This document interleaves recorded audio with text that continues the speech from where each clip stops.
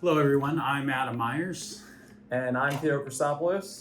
and we're First Coast Insurance Services. Man, we got that on the first try. That's awesome. Today we're going to talk about flood insurance. Is it important? Is it necessary? Are you in a hazardous flood zone? How do you find out if you're in a hazardous flood zone? Well, we do have some clients that they're purchasing a home, and the bank says they have to have flood insurance. So those circumstances are pretty easy, very well defined. Very true. So we provide flood insurance for those people that absolutely require it.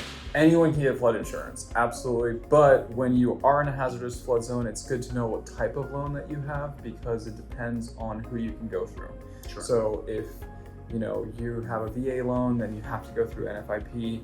If you have a conventional loan, you can go through any flood carrier. You can go private, which is great, and private typically has better rates and coverages built in. So not saying NFIP is bad, there are some advantages to it, and we can talk a little bit about what those advantages are in our little segment here. So anyone can get flood insurance, absolutely. So I am in flood zone X, which means that every 100 years I am going to flood once, at least once. That doesn't mean that I have to wait 100 years until I flood. It could be in 10 years, but it floods once every 100 years. There is typically a waiting period if you're going through NFIP. It's a 30-day waiting period. So if you see a hurricane coming and you call your agent and you're like, I need flood insurance right now, you're not going to get it. You have to wait 30 days to get this policy put into effect. If it's a private flood carrier, you can get it at closing,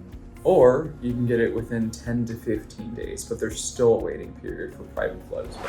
So flood is always excluded on all homeowners policies in the United States across the board. Doesn't matter what state you live in, flood is not going to come standard with your policy. It's an endorsement or it's an additional policy. Some carriers offer it as an endorsement, other carriers do not offer it as an endorsement, which means you have to buy it through someone else. So let's jump into private flood. The reason that I like private flood insurance is that your waiting periods are a lot less. You typically can get better premiums associated with those private flood carriers, and you can get additional coverages built into your policy, like replacement costs on new contents, additional living expenses, pool refill.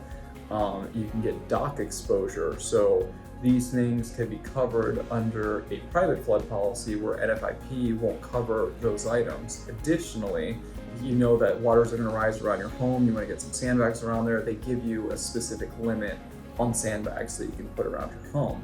You also don't have to wait to file for someone else to flood in a 5-mile radius of where you live.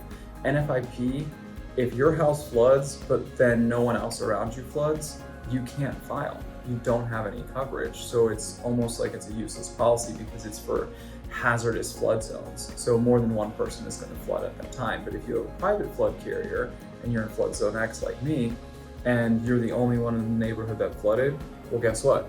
You can file, pay your deductible, and have coverage on your home. So super important to know the differences in coverage. Some other great things about NFIP is grandfathering. So I know we talked a little bit about this yesterday when we were trying to put this video together, and then I asked you what grandfathering was, and you said it was your grandfather, and I said it's not your grandfather. No, It's not yours. It's mine. So grandfathering is actually something that NFIP is really good at doing. And this is the advantage of an NFIP policy, because if you are in a hazardous flood zone, we call this flood zone AE, which means it floods every 10 years or more. You're going to sell your home. The new buyers coming in to buy your home, they have to get a flood policy, right? So they're going and they're shopping the rates to get a flood policy, but now the rates for NFIP are triple than what you've been paying the last 10 years that you've owned your home.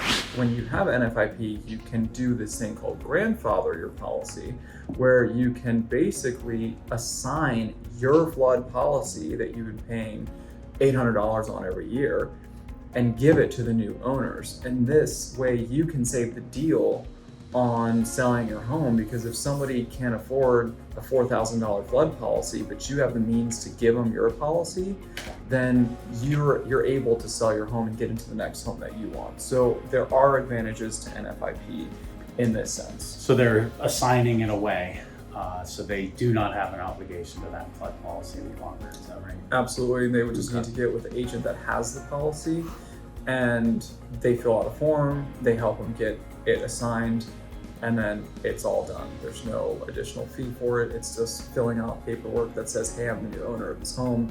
We're taking over this policy. So if there are any other questions that you guys have on our flood policies or our homeowners policies, feel free to find us or comment on this link on our YouTube channel or on our Facebook, wherever we're posting this. Probably right below you'll find those details, but thank you so much for listening and taking the time to get educated. Thanks, guys.